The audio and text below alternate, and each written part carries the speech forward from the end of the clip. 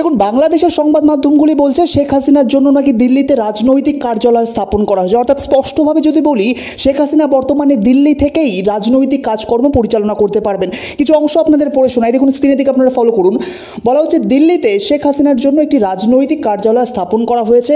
দলীয় নেতাকর্মীদের সঙ্গে যোগাযোগ এবং আগামীতে বিভিন্ন ধরনের রাজনৈতিক কর্মকাণ্ডকে লক্ষ্যের পরিচালনার লক্ষ্যে ভারতের ডিপ স্টেট তথা গোয়েন্দা সংস্থার পরিকল্পনা এবং সরাসরি তত্ত্বাবধানে এই রাজনৈতিক কার্যালয় স্থাপন করা হয়েছে বলে ঢাকা, দিল্লি, কলকাতার কূটনৈতিক সূত্রগুলি আমার দেশ বলে একটা সংবাদ মাধ্যম সেটাকে নিশ্চিত করছে। এবং আপনাদের জানি যে এই যে সংবাদ মাধ্যম, এটা কিন্তু বাংলাদেশের সংবাদ মাধ্যম। এরই সাথে আরও একটা দিকে স্ক্রিনের দিকে আপনারা ফলো করুন। আরও বলা হচ্ছে গুরুত্বপূর্ণ যে বিষয়টা, যে এই যে কার্যালয় যে গঠন করা হয়েছে, বলা হচ্ছে তার চারিদিকে কিন্তু কঠোর নিরাপত্তা রয়েছে। কঠোর নিরাপত্তার মোড়া সুরক্ষিত ভবনে যেখানে শেখ হাসিনা রয়েছেন সেখানেই কিন্তু এই কার্যালয় স্থাপন করা হয়েছে বলা হচ্ছে। এবং এরই সাথে আধুনিক কমিউনিকেশন ফ্যাসিলিটি সহ যাবতীয় সুযোগ সুবিধা রয়েছে এই সচিবালয়ে। শেখ হাসিনার পক্ষ থেকে বিভিন্ন অংশীজনদের সঙ্গে প্রয়োজনীয় যোগাযোগ এবং বার্তা আনা নেওয়ার জন্য দিল্লির একজন প্রভাবশালী বাঙালি সাংবাদিককে নিয়োগ করা হয়েছে। সুতরাং এই ছিল প্রতিবেদন। বাংলাদেশের বেশ কিছু গুরুত্বপূর্ণ সংবাদ মাধ্যম এখন এই ধরনের প্রতিবেদন করতে শুরু করেছে। অবশ্যই বিষয়টি সত্যাসত্য আমরা দাবি করছি না সেক্ষেত্রে, তবে ভারতীয় যে সংবাদ মাধ্যম দ্য প্রিন্ট, এটি একটি গুরুত্বপূর্ণ সংবাদ মাধ্যম, এর প্রতিবেদনের দিকে আপনাদের লক্ষ্য রাখতে বলবো।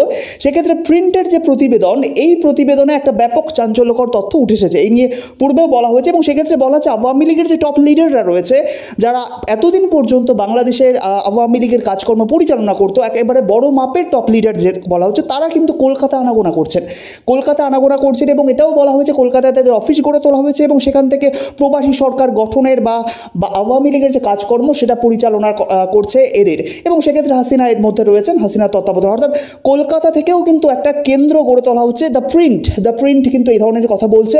অনলাইন মিটিং আপনারা দেখুন, দ্য প্রিন্টের প্রতিবেদনের শিরোনামেই বলা হচ্ছে what top Awami League leaders are doing in Kolkata. Kolkata Awami লীগের টপ লিডাররা, বড় বড় মাপের লিডাররা কি করছে। অর্থাৎ এই ঘটনাগুলি এটা ইঙ্গিত করছে যে হাওয়া বদলাতে শুরু করছে এবং তার জন্যই এনসিপির নেতারা এবং ইউনূসের সাগরেদরা বিভিন্ন খাতে তাদের ব্যয় বৃদ্ধি করে পকেট ভরাতে চেষ্টা করছেন। এবং তারা কারণ বুঝে গেছেন, আর মাত্র কয়েকটা দিন তারপরেই কিন্তু এই অবৈধ সরকারের পতন ঘটবে। তার জন্য হাসিনার সময় যে মিনি স্টেডিয়ামের প্রকল্প ছিল, সেই মিনি স্টেডিয়ামের প্রকল্প 2016 এবং 19-এর যে সময়বর্ষ, সেই সময়বর্ষে গড় যদি বলা হয় মিনি স্টেডিয়াম প্রতি 51 লক্ষ টাকা খরচ হয়েছিল শেখ হাসিনার সময়। সেক্ষেত্রে এই স্টেডিয়ামের দ্বিতীয় পর্যায়ের সংস্কারের উদ্যোগ নেওয়া হয়েছে এবং সেক্ষেত্রে দেখা যাচ্ছে এরা ব্যয় বলছে বর্তমানে পার্ক স্টেডিয়ামে যেখানে 51 লক্ষ টাকা ছিল, সেখানে পার্ক স্টেডিয়ামে বলা হচ্ছে আপনার 14 কোটি টাকা। অর্থাৎ বলা যেতে পারে 14 কোটি টাকা কোথায় 51 লক্ষ টাকা পার্ক স্টেডিয়ামে শেখ হাসিনা ব্যবহার করে গেছেন এবং সেই কাজ করতে, সেই সংস্কার করতে এখন তারা বলছে 14 কোটি টাকা লাগবে পার্ক স্টেডিয়ামে।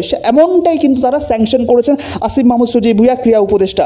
সেক্ষেত্রে দেখুন, অর্থাৎ 28 গুণ বৃদ্ধি করেছে। 28 গুণ এই কয়েক বছরের মধ্যে, 5-6 বছরের মধ্যে ডবল হতে পারতো, ট্রিপল হতে পারতো, কিন্তু এখানে 28 গুণ বৃদ্ধি করেছে। অর্থাৎ এটা কিন্তু বুঝতে একেবারেই অসুবিধা হয় না যে অর্থটা কোন খাতে ব্যয় করা হবে। মিনি স্টেডিয়ামের জন্য, স্টেডিয়াম সংস্কারের জন্য যেখানে পর্যাপ্ত অর্থ 51 লক্ষ টাকা ছিল শেখ হাসিনার সময়, সেখানে কিছুটা বাড়তে পারতো, ডবল হতে পারতো, কিন্তু এখানে 28 গুণ বৃদ্ধি করার অর্থ, এই যে অর্থটা, এটা কিন্তু শুধুমাত্র স্টেডিয়ামের জন্য ব্যবহার করা হবে না। এর বেশিরভাগ অংশটাই এই উপদেষ্টা, সমন্বয়ক এবং ইউনূসের পকেটে যাবে।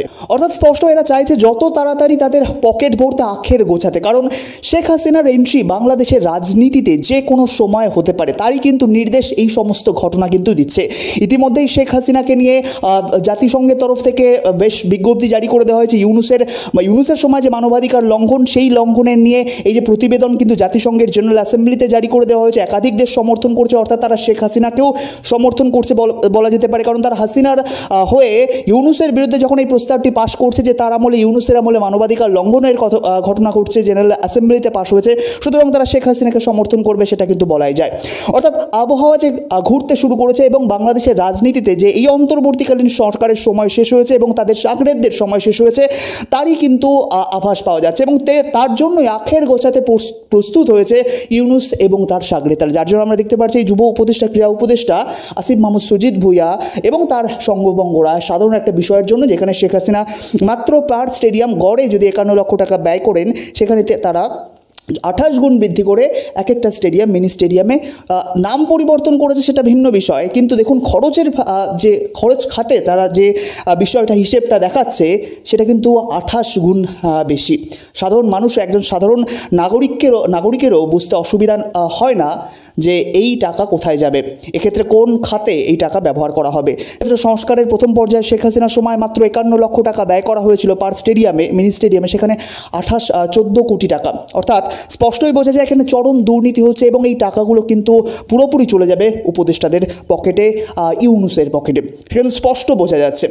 তো এ বিষয়ে আপনাদের মন্তব্য, আপনাদের মতামত কমেন্ট করে জানাবেন। অবশ্যই ভিডিওটি আপনার প্রিয়জনদের মধ্যে শেয়ার করতে ভুলবেন না। দেখা হচ্ছে বন্ধু পরবর্তী গুরুত্বপূর্ণ প্রতিবেদনের সাথে। কথা টিভির আজকের এই গুরুত্বপূর্ণ এক্সক্লুসিভ প্রতিবেদনটি দেখার জন্য ধন্যবাদ সকলকে।